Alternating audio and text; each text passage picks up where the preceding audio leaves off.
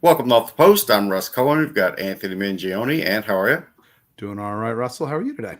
I'm doing good. Doing good. And Michael Jello, how are you? I went up to Toronto yesterday, and I guess I was a good luck charm for the Yankees because they actually beat the Blue Jays. Yeah, in the ninth inning, they squeaked You it being out. good luck for anything is remarkable considering the Prince of Darkness you. And we have special guest Haley Simon, who does work on 97.5 in Philly, Locked on Blues, and a few other things. Haley, how are you? Good. How are you guys doing? Good.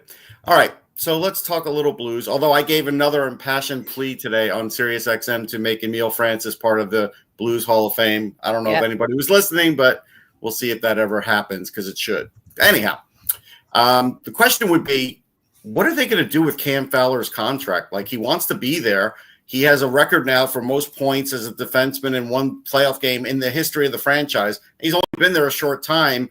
He's not too old, but they're kind of like not really negotiating with him from what I could tell.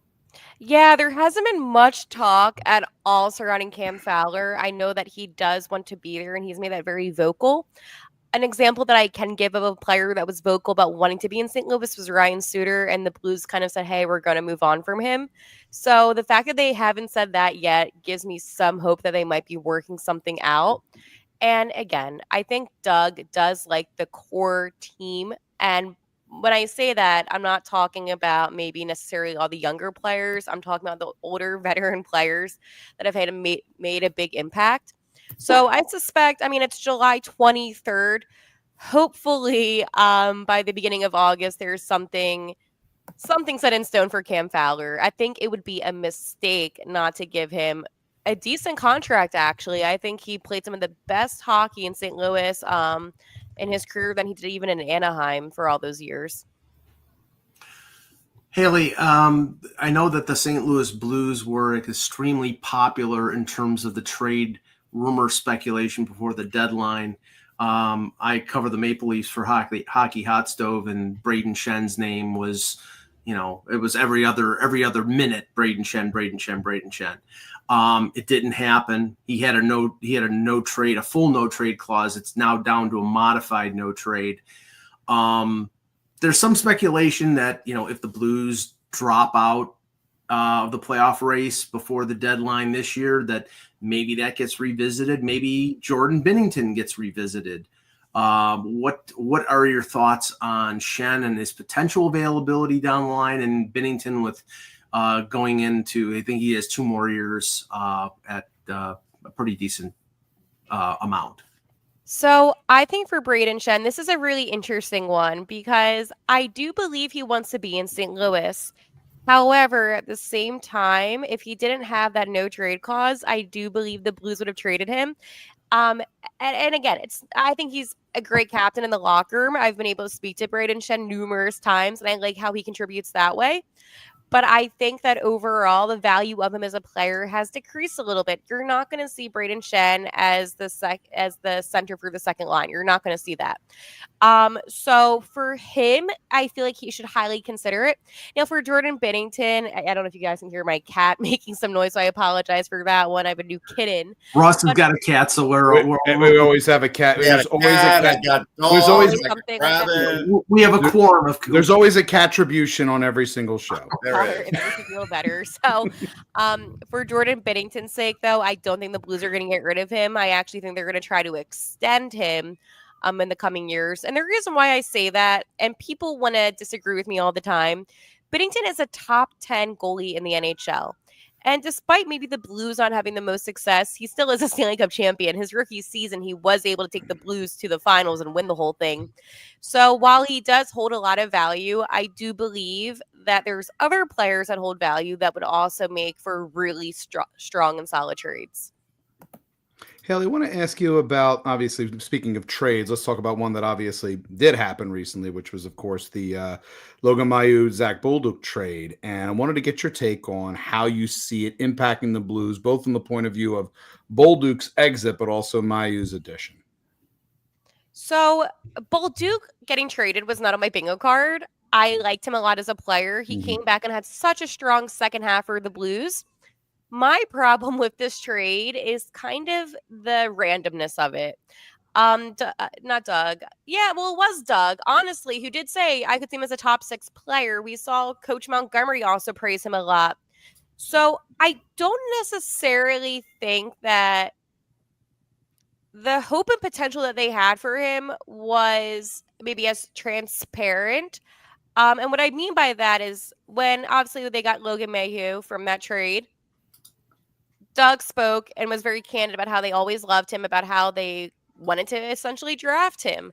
So how come you're praising a player like Zach Bolduc, one of your younger players, who you see a lot of potential in, and then boom, just like that, you trade him for a player who played 7 NHL games? And I know Logan did phenomenal in the AHL a couple seasons ago. He was an all-star, and I give him all the credit for that. But there's no, I guess you can say, guarantee that he's going to be solid in the NHL level. He didn't have that good of a stint with those 7 games. So I think there's some frustration because, again, Zach Bolduc showed a lot of potential and promise. And I watched him a lot with the Thunderbirds. And I watched him obviously play up here in St. Louis. And I think it's a mistake. I think the Blues 100% lost that trade. Did Doug ever talk about any of the baggage with Logan Mayu, or did he just kind of not even go there? Yeah, he did. He said, something along the lines of, I'm not going to quote it, I'm just going to kind of say what he kind of said. He knows that there was a past. That's why the Blues didn't draft him. Again, that whole entire draft situation with the Canadians drafting him was very controversial. And he said that he's willing to work with Logan and just to make sure that he stays on the right path and that he does good for the community. All right. And kind of about second chances. Like he said something along the lines of like, we need to give players second chances, something like that. Yeah, I think that's controversial too. But anyhow, let's talk Flyers for a minute and just ask you, like, going into this season now, what's your feeling about the Flyers goaltending? How do you feel about it? I mean, it is what it is at this point. I think Sam Erson's still going to be your number one. I suspect, in my opinion, I think Fedotov is actually going to be the backup. And the reason why I say that is he didn't seem so happy at the end of last season's, especially in his press conference. And I got the feeling that he wants to be the number one guy. So with all of that emotion, I feel like he's going to go back and work as hard as he can to at least get the backup spot. I don't think that he would play in Lehigh. I honestly think that having anybody else as your number two, it's not going to be a solid goalie. I can tell you that. They have Ladar, who, again, no disrespect, but is he strong enough to be a solid backup? The Flyers need to get a strong goalie. However, they're not going to make any of those moves. So then at this point, you have to kind of suck it up for the season ahead. Well, it definitely seems like it's going to be, and I mean, Danny Briere pretty much indicated that this is an open audition for the number one job. But I have to think, Haley, that, if you're going to be going, if you sign Vladar and you sign him for a 2-year contract, and I believe it's another year left on Fedotov's contract, right? I think at this point now that in some ways I would think Vladar might have a bit of a leg up, but at the same time, you have to look at it as it comes down to performance too, right? Yeah, and that's where training camp plays a huge role into the decisions that are going to be made. Now, I could be totally wrong. Maybe Ersson doesn't get the number one spot. I'm just saying that based off of the talent that I saw from each one of the players. I think Sam proved himself in a position. Again, you have to take in mind that when Carter Hart was no longer part of the team for his own actions, it put Ersson in a position where he had to step up. The Flyers should have tried to get a solid starting goalie when that happened. They didn't have the money, or they couldn't make trades, whatever it was. It didn't get done. So now you have basically a carousel of backup goalies, third-string goalies that are trying to be your number one and number two. And I'm not saying that, Ersson's a bad player by any means, but on any other team in the NHL would he be a starting goalie? And the answer would be no. So for him to be in this position, I give him a lot of credit because that's not easy, especially knowing, hey, once this team has money, you're not going to have your job. being the starting goalie. So I give him a lot of credit. I think he's actually done a fine job, but we know every single Flyers fan, every single hockey fan that has watched the Flyers knows that they need a number one goalie. Yeah, and the situation in Philadelphia signing Vladar is similar to what happened in Buffalo with them signing Alex Lyon to a 2-year deal. I don't see them signing Alex Lyon if they think Deon Levi is going to be one of the 2 goalies in the NHL. So in my estimation, they're saying Alex Lyon is the backup to Ukko-Pekka Luukkonen and Levi plays in Rochester. So yeah, I mean, they're very similar situations. Now, Haley, I wanted to ask you about, in connection with the Sabres, there were a lot of Bowen Byum to St. Louis rumors before Byrum signed the 2-year bridge deal. And I've written at the Hockey News that I think this is a deal that they will come to regret simply because Darren Ferris always walks his clients to unrestricted free agency. So that means that in 2 years he's gonzo and that they probably will have to move him either before the deadline this time around when they're not in the playoffs or in the off season, but when they're, then they've missed the playoffs for a 15th straight year. Now, it made sense for St. Louis because if you look at the defense, you mentioned Ryan Suter, them not going back to him. Falk's 33, Parayko's 32, Fowler's 33. The only young guy was Broberg until they made the Mayu trade, and Byrum is a 23-year-old, I think just turned 24. Am I wrong to think that they'll still be in on Bowen Byum if he's a possible trade acquisition before the deadline? That's a good question, and it's a complicated question because the Blues do have some really good young talent, like an Adam Juracek, who I could see potentially making the team out of camp. The problem with St. Louis is Doug says, well, it's the money. Like, there's always excuses as to why not. I believe that with them overpaying for Holloway and Broberg, it kind of threw them off a little bit, despite Doug saying, hey, this really sped up the timeline. So I don't know what held him back. I was actually really surprised that the Blues actually did not get Byrum this time around. I was a little shocked because I thought it was going to be worth the money. I think that the Blues are a team that players might be attracted to because they did make the playoffs last year and they have a lot of potential for growth, especially with the defensemen. I mean, you just mentioned the ages of some of the top defensemen on the Blues. And again, you need to get younger in the NHL. And I was surprised by it, but I feel like if Doug wanted to, he would have done it. Well, that's why it's surprising. I think the factor here, from the Buffalo perspective, they were looking to make a hockey deal. It was not prospects and draft picks. They were looking to make a hockey deal. And in looking at the Blues and roster, and I mentioned this to Russ and Anthony, there are 2 names. One is Jake Neighbors. The other one is Jimmy Snuggerud. And I'm sure Doug Armstrong doesn't want to trade either one of those guys. I would be okay with the Blues trading Jake Neighbors. I like Jake a lot, and he contributes significantly.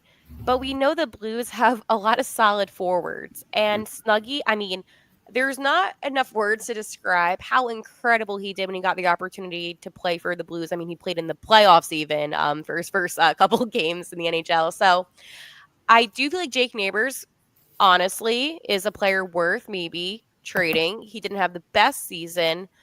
But again, I don't think Doug would have been completely shut off to trading some players. I mean, I said Bushi. Like, there's other players on the team. The problem is a lot of players have no trade clauses. I think the Blues honestly might have the most in the NHL when it comes to no trade clauses. I think they do. Yeah, it's a mistake. Every single player that's like above the age of like 27 has a no trade clause, but that's a Doug Armstrong problem. But I like Doug. However, you cannot hand out that many because then it kind of puts the team in a bad position, but Jake doesn't. So that's why I would actually consider trading him. And you need to get more talent defensively. And I think they're going to still try to get rid of Justin Folk ahead of the season. That was one of my predictions, Nick Leddy and Folk. Well, Leddy is now with the Sharks, so it's just Justin Folk left.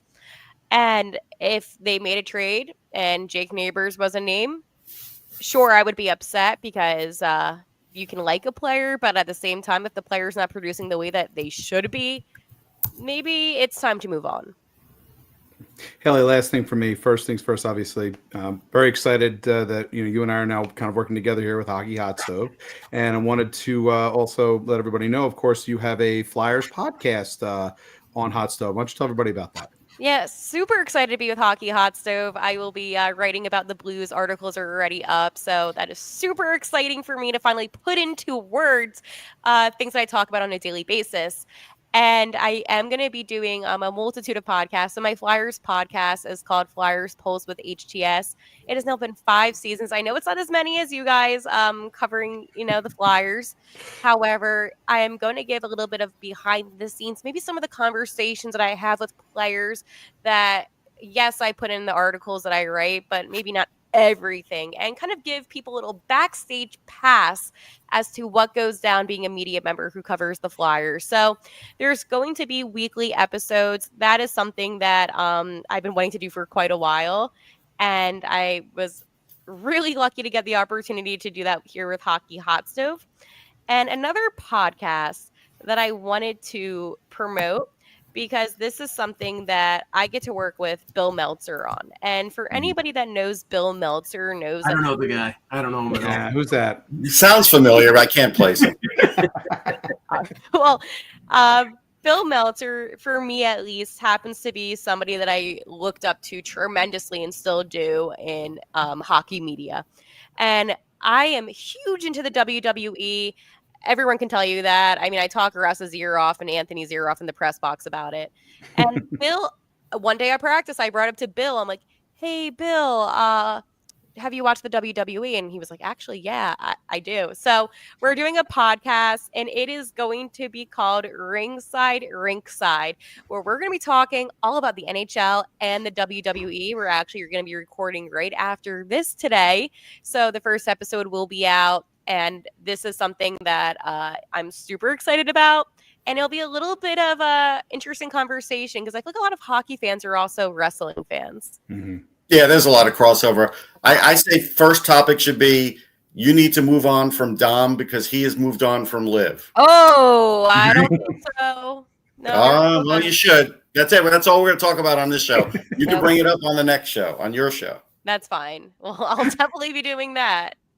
Thanks, Haley. Thanks for coming on. Everybody should follow her on X or Twitter. I still call it Twitter. And we'll catch you down the road. Awesome. Thank you so much. Thanks, Haley. Thanks, Haley. Thanks. Anthony? Yes. I guess I thought Russ was going to be doing this, but I guess I'll be doing it. Okay, very well. I don't have any. Hello, everybody. Again, wanted to make sure everybody is aware of the fact that Off the Post Radio is now powered, presented as well, I guess you could say, by Coverall Exteriors. So we're very excited about having them as a partner. Many of you may, of course, have seen our social media posts about them. So we're very excited. It's a company in Bensalem. And again, they are the #1 roofing company in exteriors. And make sure you check them out at coverallroofing.com. Coverallexteriors.com, excuse me. All right. So let's, Mike, we'll do a little Leafs talk here. What's going to happen in arbitration with Nick Robertson? I would think that he's probably going to end up with a deal around 1.5 on a one-year deal. He scored 15 goals last year, 14 the year before with limited ice time. I wrote yesterday for Hockey Hot Stove that if you look at the market out there in terms of free agents available, Jack Roslovic and Victor Olofsson are probably the 2 best scoring wingers out there. You know, both have scored 20 goals in the last couple of years, but Olofsson is probably not the player that he was a few years ago with Buffalo. He had a decent year with Vegas, but got hurt. Roslovic had 22 goals last year with Carolina. I know Rick Dallowall reported that Vancouver was talking with him. So there's a possibility of him going there. So that might drive the price up a little bit. And I think the Leafs are willing to spend a little bit on him, but not a ton. Like my article said, why aren't you giving Nick Robertson a chance in the top 6? He's got top 6 offensive ability. Maybe he's not defensively a fully formed player. But you know what? How many top 6 forwards in this league suck defensively? We know that there are a bunch of them. If they score, that's all you need them to do. And then late in the game, you put in a better defensive player instead of having Robertson out there. But I think, outwardly, Brad Treliving has said, I like Nick Robertson. We think he's got value. I don't know if that means the value in a trade. If they find out, that there's a better possibility of flipping him for somebody that they like more, maybe that's the case. But I think they might be open to the possibility of him playing a bigger offensive role next season. Okay. So something we'll talk about Ranger-wise is Artemi Panarin's contract. He is an impending UFA. He's going to be 34 years old. I'm seeing articles like, should they sign him or should they trade him? Like, they can't trade him. Like, if you trade him, you might as well just fold up the tent. Like, if they trade him, they're going to be back to where they were a couple of years ago, and they're going to have to completely retool again. So it's like, I don't see trading him as an option. The guy wants to be there. I think they have to sign him, but I don't know what you guys think. I mean, it's one of those situations here where I look at it as it's a multi-pathway thing here. I'm leaning towards they would keep him. I don't think I feel like if you move off of him, you are signaling a different path for the Rangers. Like, I know that Drury is certainly trying to, reshape some things, certainly with this roster after last season's disaster. But that would seem to be an extreme, almost like more of an extreme thing. And again, logically, you could say, sure, he's 34 years of age. There's a chance his play will drop off. So maybe not investing that heavily in this circumstance, and maybe you should move off and see what you can get for him. My concern is, again, other teams are going to also notice he's 34 as well, and what return are you going to get for him that's going to be as good as him? As a rental. Exactly. As a rental. It's just really tough to do. And you're not going to get much in return. It's almost like cutting off your nose to spite your face. And he has to be on board with it because he's got a no-move clause. So it's like that mitigates what you get back in a deal. Exactly. I think this is not really it has to be a case where almost you're getting back into the stuff that was dangerous from last offseason and kind of derailed your team last offseason. When it came to the situation, oh my God, tipped on my tongue. Anaheim defenseman now, and Jacob Trouba. Exactly. And to me, it would be a similar. To me, the reaction would be similar as well. Well, I mean, the thing here is, and this is just the reality. Vincent Trocheck is 32. JT Miller's 32. Zibanejad is 32. Panarin is 33, going on 34. The window may have closed already. So if you're talking here that Chris Drury is saying, okay, logically we've got maybe 1 or 2 more years of these guys at a high end ability. Can we make this team good enough to challenge for a Stanley Cup with them rather than without them? I think the only thing right now in terms of Panarin is how much of an extension does he want? I mean, he's going to be 34 when this contract expires. So, 5 years. I mean, then they're going to have to give him 5 years. Right. So then it's going to have to be, basically you're going to have to be prepared at the end of this deal to eat a couple years to buy him out, have it front loaded. I mean, if they're prepared to do that, then but he's going to cost more than he's making right now, and he's making $11.6 million. So you're probably talking 12 and a half. You're talking into Mitch Marner, Mikko Rantanen territory in terms of, the highest paid wingers in the NHL. But again, like, what option do they have? If they don't sign him, and let's say they just get some sort of trade for prospects and picks, they're starting over. Like, that's you're not recouping from losing Artemi Panarin. Like, it's not happening.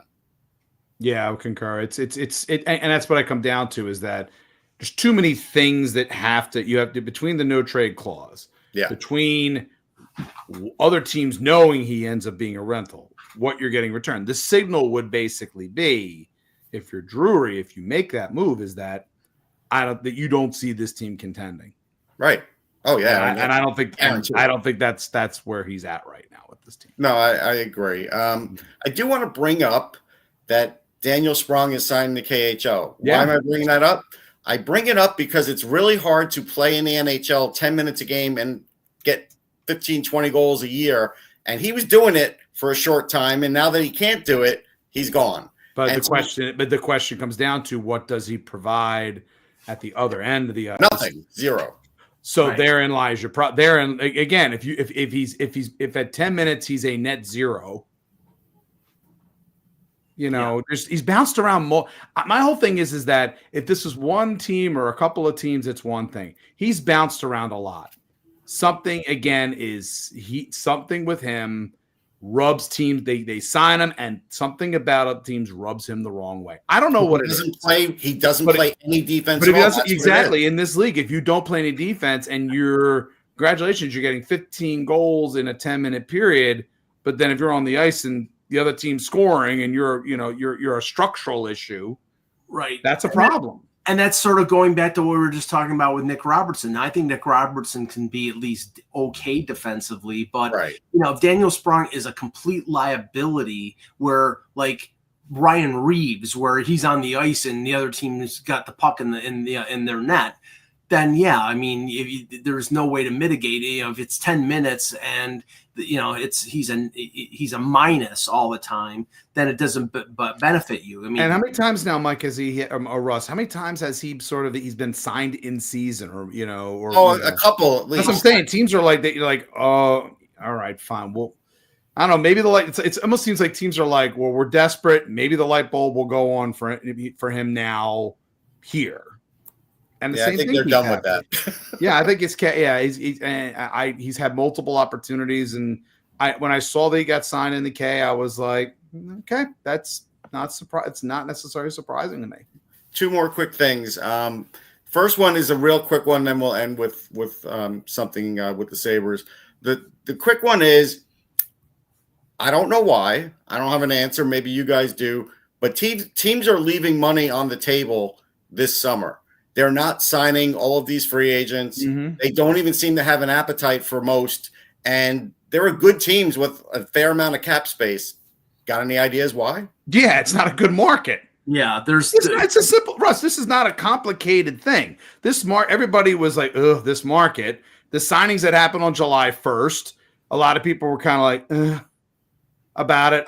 Perfect example, Philly signing Christian Dvorak to a $5.4 million contract, and everybody was holding their nose. And I'm looking at him going, it's a 1-year deal, and Philly's still trying to paper things over, which is kind of one of the things when we had Haley on, I was like, the goaltending situation is what it is. You and I both look at the situation. You don't see Fedotov being a goaltending candidate for the Flyers. Not really, no. I expect him to be in Lehigh Valley playing, basically, getting starts with Carson Bjarnason. So it's a market. The market is what it is. Teams are just like, they're saying to everybody, we're not sinking money into this market. We'd rather keep our powder dry for stuff that might happen. They're going to come up short, though. Some teams are just going to come up short, like for what their needs are, rather than spending it. Because that should tell you everything you need to know about this market. That's not like this league. They just wait till training camp. Maybe. Right. If they get an injury or something like that, and they decide, okay, we'll give it a shot on a guy here. Maybe you see it then, but this is NHL midsummer. It is what it is right now. Well, I think partially it's market, because what's left on the market, because like I said, Roslovic and Olofsson are the two best, and they'll probably get 1-year contracts somewhere. But after that, I have a list here because I'm writing about this for Hockey Hot Stuff. Luke Cunnin probably gets a 1-year deal. Mm-hmm. After that, you go down. Does anybody want to take a chance on Evgeny Kuznetsov because he wants to come back? Seems like somebody's gonna. He's hanging out in DC right now. The fact that, it's interesting with him because again, he leaves the K to come back over. So I think had to have had some kind of a read. My guess is if he's in DC. Yes, he'll be on a a tryout contract. He'll be on a tryout contract, and that's where I think this is going. You know, like there's a couple other guys, like I think Pacioretty eventually he may get training camp invite with the Leafs again because it sounds like he wants to come back to the Leafs. We're gonna be playing your game very soon. As soon as we get into August, as soon as we get into August, 1 year, PTO or not, PTO or death. And Marc-Edouard Vlasic is a nada, and no, I don't think anybody's going after him, so I agree with that. Right. So, but that's the whole point. That's it. The market is 4 or 5 viable guys, and really they're just going after one at this point. It looks like. Yeah. But the one thing that does get interesting is that when we start talking about 2026 free agency, are we going to see a redo of what we've just seen this offseason? Everybody gets that class is a lot better, Anthony. It's better, but that's also another reason why teams may also be keeping their powder dry is because they want to make sure they have the space to re-sign those guys. So that's kind of what older. That's my point. There's going to be older guys in that. Well, I mean, McDavid's not going to be there. I know, but conceivably, McDavid. I doubt. I'm highly dubious. He literally would have to signal and say to everybody, "I'm not re-signing in Edmonton." Right. He's not going to say that. No, I don't see it. I just don't see it. Yeah. All right. So, Mike, what's the status of Deon Levi? Well, this is the interesting thing, like we just mentioned with Haley. Deon Levi is a restricted free agent. He's not eligible for an offer sheet because he is, I think it's like a 10.2 type of groups. It's an right? Group 6B, whatever it is. Yeah. It's the RFA that cannot get offer sheeted, but is not eligible for arbitration. So he's sort of in limbo. And I look at the situation here, like I just said. Luukkonen's the starter. He's got 4 years left in the contract, and they've signed Alex Lyon. And Levi can go down. He can clear waivers. He's exempt. He can go down to Rochester. But he's been down to Rochester for a year and a half. He had a pretty good year last year. This is a guy who came out of Northeastern and was basically given the job. And now it's like he's 23 years old. He spent a year and a half in the American Hockey League. I said if he was eligible for an offer sheet, he would have gone for an offer sheet now because he might see his road blocked in Buffalo. But I feel like with Levi, it's just, again, we always talk about taking your time to develop your goal. Yeah, I mean, goalies, it's no big deal. So in many ways, I just looked at, when the Lions contract happened, I was just like, this is Buffalo buying time. This is buying time for Deon Levi, and I am, that's something that I think it was good, in this circumstance. There's no reason in my mind to rush to rush him because we all know goaltenders you want to have a more finished product at a certain point with him.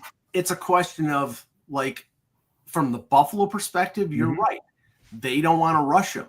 They want him to be a fully formed NHL goaltender.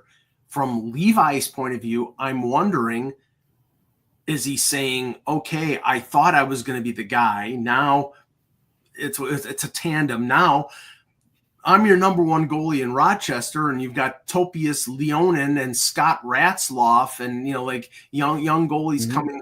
I mean, at a certain point, he's going to be, he's not going to be waiver exempt. They're going to have to carry three goalies, or they're going to have to trade somebody. And I'm wondering whether he asks to be traded or whether he forces, there's a number of different avenues here, and I just don't know which way it's going to go. But let me ask this one last question is, how far into the UPL contract are the Sabres going to go to try and see if he's a number one? I think it's this year. I think he signed the 5-year deal and he had an average year. Coming off a year where he had a 915 save, or close to a 915 save percentage. If he doesn't play well this year, then that contract is an albatross because then everybody will know in the league that he's a 1B or a 1A and not a number one, and that's a problem for them. All right. Yeah. Well, that's it. That's it for Off the Post. We'll catch everybody next time. Take care, everybody.